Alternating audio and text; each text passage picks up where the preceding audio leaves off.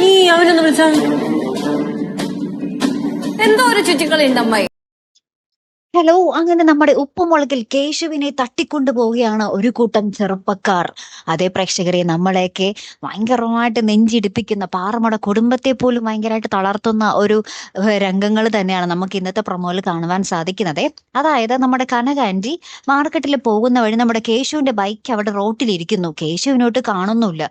അപ്പൊ കനക ആന്റി ഇങ്ങനെ അവിടെ എവിടെയൊക്കെ അന്വേഷിക്കുന്നുണ്ടെങ്കിലും കേശുവിനെ കാണുന്നില്ല. കനകം നമ്മുടെ തിരികെ പാറമട വീട്ടിൽ വന്നിട്ട് നമ്മുടെ ഭവാനി അമ്മയോടും എല്ലാവരോടും പറയുന്നുണ്ട്, കേശുവിനെ മാത്രം കണ്ടില്ല, ബൈക്ക് മാത്രം അവിടെ ഇരിപ്പുണ്ട് എന്ന് പറയുകയാണ്. അപ്പൊ കേശുവിനെ നമ്മുടെ ലച്ചുവും നമ്മുടെ ഗൗരിയമ്മയൊക്കെ ഫോണിലും വിളിച്ച് നോക്കുന്നുണ്ട്.